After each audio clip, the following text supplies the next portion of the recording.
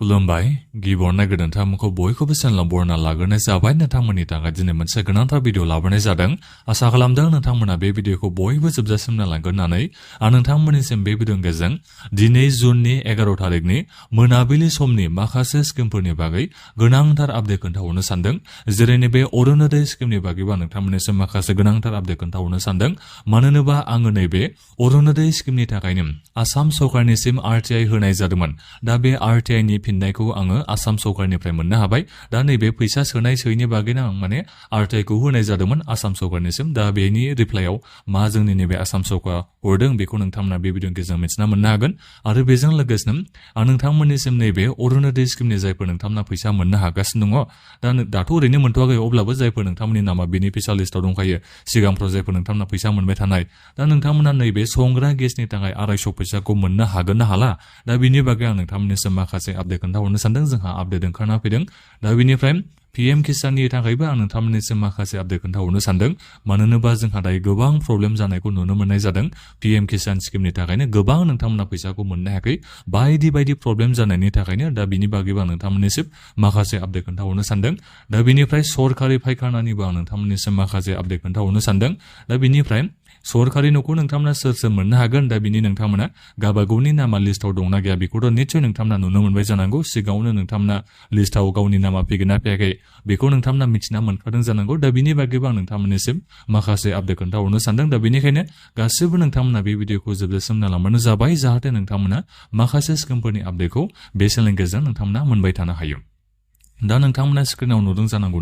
नैबे अरुणोदय स्किमनि थाखायनो आङो आरटिआइखौ होनाय जादोंमोन दा बे आरटिआइ होनायाव बेहाय 9000 फैसानि थाखाय आं आरटिआइखौ होनाय जादोंमोन मानो होनोबा नोंथांमोना गोबांनो नैबे अरुणोदय स्किमनि 9000 फैसाखौ दाख्लै मार्चआव जेब्ला सोदोंमोन अब्ला नोंथांमोना मोननो हायाखै नालाय दा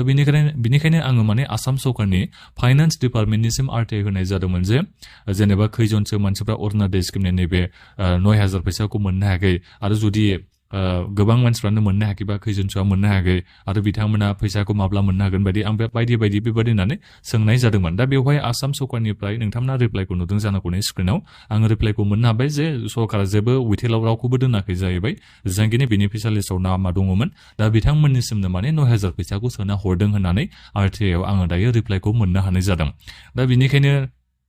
बेयो बोरै जाथावना दा बेखौ आङो हमनो हानाय जायासै दा जेखियानो जाया मानो जेनेबा नोंथांमोननि बेंक एकाउन्टाव फैसाया हाबफैयाखैबो जानो हागौ आरो नैबे आसाम सरकारनि बुंनाय बाथ्राया आरटिआइआव जा बिथांमोना खोथाखौ बुंदों जे फैसाखौथ' जोङो सोना हरजोबदों बेनिफिसियाल लिस्टआव नाम फैनाय बिथांमोननो जेनेबा जायफोरनानो आधार भेरिफाइ जानाय बिथांमोननो जोङो फैसाखौ सोना हरजोबदों होननानै बिथांमोना बेबादिथ' बाथ्राखौ बुंदों दा अब्लाबो माखासेया नोंथांमोना 9000 फैसाखौ मोननो हायाखै नङा होमबा अरुणोदय स्किमनि फैसाखौ दा सोना हरदोंबाबो नोंथांमोननि बेंक एकाउन्टावसो फैसाया हाबफैयाखै जानो हागौ माखासे जाहोननि थाखाय दा माखासे जाहोना बेनो जाहैबाय आधार बेंक एकाउन्टजों लिंक गैयिनि थाखाय बायदि जाहोननि थाखाय नोंथांमोना फैसाखौ मोननो हायाखै दा जेखियानो जाया नोंथांमोना दायो मिथिना मोननो हाबाय आसाम सरकारनिफ्राय मा रिप्लाइ नोंथांमोना मोननो हागौ आं आरटिआइ होनाय जादोंमोन दा सरकारनिफ्रायनो आङो माने थोंजोङै दायो रिप्लाइखौ मोननो हानाय जाबाय नैबे अरुणोदय स्किमनि 9000 फैसानि थाखाय रावखौबो माने उइथेलाव दोननाय जायाखै गासिबोनो फैसाखौ सोना हरदों नाथायबा नोंथांमोनासो माखासे जाहोननि थाखाय मोननो हायासै आरो दा बे आरो रिप्लाइथ' मोननो हायासै बेबादि बुङाखै जेनेबा नोंथांमोना सोरनियाबा आधार बेंक एकाउन्टजों लिंक गैयिनि थाखाय एबा माखासे जाहोननि थाखाय नोंथांमोननिसिम फैसाखौ सोना हरदोंबाबो निस्सय नोंथांमोननि बेंक एकाउन्टाव फैसाया हाबफैयासै जानो हागौ आरो दा बेखौ नोंथांमोननिसिम बे भिडिअनि गेजेरजों खोन्थाहरनाय जाबाय बे जाहैबाय जोंहा आसाम सरकारनिफ्राय फैनाय आरटिआइनि रिप्लाइया दा बिनिफ्राय पीएम किसाननि थाखाय आं माखासे गोबां प्रब्लेमखौ मोननो हानाय जादों नोंथांमोनानो आंनिसिम खोन्थाहरदों गोबांनियानो दायो ओरैबायदि जानानै दं माने टेम्परारि माने उइथेल खालामनानै दोनदों टेम्परारि माने हल बेखौ खालामना दोननाय जाबाय पीएम किसाननि फैसा सोनायखौ मानि थाखाय होननानै बुङोबा गोबांनिखौनो दायो दाउट जानानै दङ दाउटआ ओरै आरो जेनेबा पीएम किसाननि फैसाखौ नोंथांमोना मोननो थाखाय एबा पीएम किसाननि 9000 फैसानि मुलाम्फाखौ नोंथांमोना मास मोनब्रैनि उनाव मोनबाय थानो थाखाय नोंथांमोननि हानि रेकर्ड एबा जा नोंनि नामाव हाया फैदों दा बेयो हाया नोंनि नामाव फैनाय जानांगोन फेब्रुवारि 1 थारिख 2019 नि सिगाङावनो नोंनि नामाव थानाय जानांगोन हाया एबा न'खरनि सोरनिबा नामाव थानाय जानांगोन अब्लासो नोंथांमोना माबानि पीएम किसाननि फैसाखौ मोननो हायो दा बिनिखायनो माने गोबांनिखौ दायो भेरिफिकेसन खालामखांनायनि उनाव माने फैसाखौ गोबाङानो मोनबाय थादोंमोन अब्लाबो माखासेनिखौ एसे दाउट जानानै सरकारा माने टेम्परारि माने हल्ड खालामना दोनदों आरो दा जेनेबा नोंथांमोनखौ एसे माने सन्देह जानानै दं आरो दा बिनि थाखाय नोंथांमोना डिस्ट्रिक्टनि एग्रिकालचार अफिसाव थांनांगोन दा आं स्टेटासखौ गोबां नोंथांमोननिखौनो आं नायनानै दायो मिथिना मोननो हानाय जादों गोबांनिया नोंथांमोननिया हल्ड जानानै दङ हल्डआव दङ आरो सरकारा दायो डाउट जानानै दङ जे नोंथाङा नंगुबै पिएम किसाननि फैसाखौ मोनथावना नंगौना नङा एबा नोंनि नामाव हाया फेब्रुवारि 1 तारिख 2019 नि सिगांनिफ्रायनो दंना गैया बेखौ सरकारा दायो एसे माने सन्देह जानानै दङ दा बेनिखायनो नोंथांमोननिखौ गोबांनिखौनो टेम्परारिलि माने हल्ड खालामना दोनदों फैसा सोनायखौ बन्द खालामना दोनदों दा बे फैसाखौ नोंथांमोना मोनफिननो थाखाय नैबे डिस्ट्रिक्टनि एग्रिकालचार अफिसाव नोंथांमोना थांनांगोन खबर लाहैनांगोन नोंथांमोना खामानिखौ मावनानै लाहैनांगोन अब्लासो नोंथांमोना पिएम किसाननि फैसाखौ मोनफिननो हागोन गोबां नोंथांमोनानो सिगांनिफ्रायनो पिएम किसाननि फैसा मोनबाय थानायानो गोबाङानो नोंथांमोननिया माने फैसा हाबनाया बन्द जाबाय आं गोबांनिखौनो नोंथांमोननिफ्राय माने नायनानै दाय मिथिना मोननो हादों दा बेनिखायनो नोंथांमोननियाबो निश्चय बेबादिनो जानानै दङ खोमा गावबागावनि स्टेटासखौ नोंथांमोना नायबानो जाबाय जुदि जादोंबा डिस्ट्रिक्टनि एग्रिकालचार अफिसाव थांनानै नोंथांमोना खामानिखौ मावनानै लाहै अब्लासो नोंथांमोना पिएम किसाननि फैसाखौ मोनबाय थानो हासिगोन दा पिएम किसाननि फैसाखौबोथ सोसिगोन नालाय दा बेनिखायनो नोंथांमोना आंनिसिम गोबाङानो माने गावबागावनि स्टेटासखौ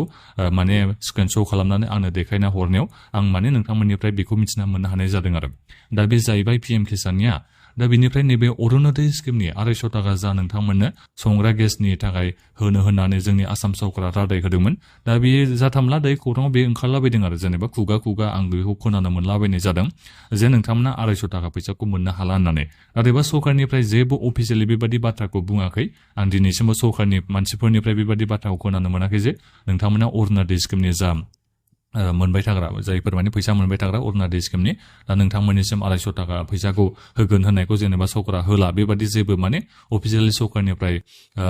माने जेबो आपडेट ओंखारना फैयाखै दा जेखियानो जाया मानो नोंथांमोना एसे सम नेबानो जाबाय बियो एसे उनाव जोङो बेखौ मोजाङै मिथिना मोननो हागोन बाजेट सिजननि समावनो बेफोरनि थाखाय बाथ्रा रायलायनायाथ' जाखागोनखा दा बाजेट लायाबालाय आरो बहाथ' नोंथांमोननिसिम फैसाखौ सोना हरनो नङा होमबा दा जेखियानो जाया मानो बाजेटआव बिथांमोना बाजेट लाबानो जों मिथिना मोननो हागोन आरो बाजेट लायाबाथ' नोंथांमोना सानना लागादो नैबे अरुणोदय स्किमनि जायफोर नोंथांमोना फैसा मोनग्राफोर नोंथांमोना संग्रा गेसखौ सोनाय समाव 250 टाका जा मोनगोन सोनानै होगोन होननानै चिफ मिनिस्टार हिमन्त बिश्व शर्मा बिथाङा नोंथांमोननिसिम रादाय होदोंमोन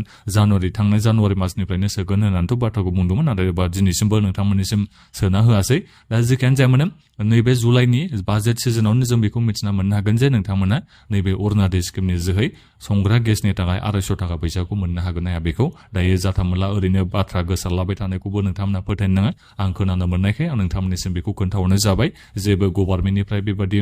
नटिस फैयाखै जेबो बाथ्रा फैयाखै जे नोंथांमोना 250 टाका फैसाखौ होला होननानै दा बेनिखायनो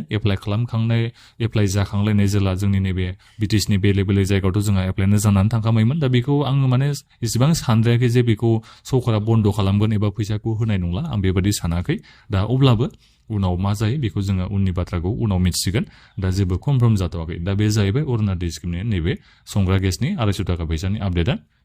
दा बिनिफ्राय नैबे माबानि PMAY-G जायफोर नोंथांमोननि नामा लिस्टआव सिगाङाव फैदोंमोन ना दा नोंथांमोनाथ' सार्भे निश्चय खालामना हरजोबखाबाय जानांगौ फट' साफायनाय बायदिसिना दा बेवहाय जायफोर नोंथांमोननि नामा दङ दा बेनिफ्राय नोंथांमोना सिगाङाव सरकार न'खौ मोनखायाखैमोनबा दा बेजों लोगोसेनो नोंथांमोननि न'आव जुदि जेबो पाक्का न' गैयाबा अब्ला नोंथांमोना हले सरकार न'खौ मोननो थांगासिनो दङ बेखौ नोंथांमोना 100% दायो सानना लाबाबो गोरोन्थि जानाय नङा उनाव अब्लाबो माने 1% बेबादिनो बेखौ सानबानो जाबाय 1%खौ बोरैबा जायोबा मोननाय नङा बेबादि सानबानो जाबाय नाथायबा 99%खौथ' नोंथांमोना कनफार्म जाखाबाय जे मोनगोना सरकारि न'खौ नोंथांमोननि नामा जायफोरनिया लिस्टआव फैखानाय दा बेनिफ्राय जिअ टेगिंआबो जाखाबायबा 99%खौनो नोंथांमोना सानना लाखादो जे नोङो सरकार न'खौ मोननो हासिगोन होननानै जुदि नोंथांमोना एलिजिबिलिटि क्राइटेरियाखौ फुलफिल खालामजोबोबा न'आव नोंथांमोननियाव पाक्का न' गैयाबा सिगाङाव सरकार न'खौ मोनखाखैबा नोंथांमोना माने मोनखागोनखौ आसाखौ लाबानो जाबाय जायफोर नोंथांमोना एलिजिबिलिटि क्राइटेरिया फुलफिल खालामो नोंथांमोना मोनखासिगोन आरो नाथायबा एसे समखौ नोंथांमोना नेनो नांगोन सरकार न'खौ मोननो थाखाय माब्ला मोनगोन बेखौबो जोङो एसे उनावनो मिथिना मोननो थांगासिनो दं एक्जेक्टलि माब्लानिफ्राय नोंथांमोना मोननो हागोन गोदान एप्लाइ खालामनाय नोंथांमोना मानो होनोबा आसाम सरकारा गासै 15 लाख मानसिफोरनो सरकार न'खौ होगोन होननानै रादाय होदों नालाय दा बेनिखायनो बिथांमोना लासै लासैथ' खामानिखौ मावनो नांसिगोन अब्ला खामानिखौ जेब्लानो बिथांमोना मावगोन अब्लानो जोंबोथ' आरो खबरखौ मोननो हागोन नङा होमबा दा बिनि बागैबा नोंथांमोननिसिम एसे उनाव आपडेट खोन्थाहरबाय थागोन दा बिनिफ्राय सरकारि फायखानानि थाखाय जायफोर नोंथांमोना गोदानै एप्लाइ खालामनो सानदों नोंथांमोना एप्लाइखौ खालामना लाबानो जाबाय जाहाथे नोंथांमोना सरकारि फायखानानि फैसाखौ मोननाय एप्लाइ खालामनाया जोंहा जागासिनो दङ थोंजोङै बेखौ बुंलांनो हानाय जानाय नङा अब्लाबो नोंथांमोना माब्ला मोननो हागोन नाथायबा आं बेखौ बुंखायो नोंथांमोना एप्लाइखौ खालामना दोन होननानै जेब्लानो सोगोन अब्ला नोंथांमोनाबो मोननो हागोन आरो गोबाङानो बेनिफिसियेल लिस्टआव फैनानै दंखायो नामफोरा नाथायबा बिथांमोनाबो मोननो हायाखै दा बेनिखायनो बिथांमोना मोनखांनायनि उनावनो नोंथांमोनाबो जुदि सेलेक्ट जायोबा नोंथांमोनाबो सरकारि फायखानाखौ मोनथावना एबा एलिजिबिलिटि क्राइटेरियाखौ फुलफिल खालामोबा निस्सय नोंथांमोनाबो मोनखागोनखा फैसाखौ बेबायदि सोआलासिनो दोननाय नङा नोंथांमोना नेनानैल' थाबानो जाबाय जायखिजाया बे फैसाखौ सोखागोनखा सरकारि फायखानानिखौ दा बेनिखायनो अनलाइनल' एप्लाइ खालामनानै नोंथांमोना दोनबानो जाबाय जुदि मोनगोनबा सेलेक्ट जायोबा नोङो मोनखागोनखा दा बे चान्सखौ नोंथांमोना ओरैनो थाङो होननानै आं नोंथांमोननिसिम बे भिडिअनि गेजेरजों बुंहरनाय जाबाय दा बेखिनियावनो नोंथांमोना दानिया माबाफोर सोंहरनांगौ दङबा भिडिअनि कमेन्ट बक्सआव नोंथांमोना कमेन्ट खालामदो बोथोराबो ओरैबादि गरमबाथाय आरो बाथ्रा बुंनायफ्रा बोरैबा ओंखारलांजोबो दा बेनिखायनो आंनि बे भिडिअ बानायनायाव माबाफोर गोरोन्थि जालांबायबा बाथ्रा बुंनायफ्राव नोंथांमोना बयबो आंखौ निमाहा होगोन होननानैबो आसा खालामनाय थाबाय एसे स्पिडैबो आङो बुंलायलांबाय हाखु दाखुबो जालायलांबाय खोमा भिडिअ बानायनाया बाथ्रा बुंनायफ्रा हाखु दाखु जालांबाय आरो आङो सन्देह खालामदों बेखौ दा जिखियानो जायामानो बे भिडिअखौ बयबो शेयार खालामदो आरो गासिबो नोंथांमोना चेनेलखौ साबस्क्राइब खालामनानै लालायबानो जाबाय जाहाथे नोंथांमोना बेबादिनो स्केमफोरनि आपडेटखौ बे चेनेलनि गेजेरजों मोनबाय थानो हायो दा बेखिनियानोमोन गोजोन्थों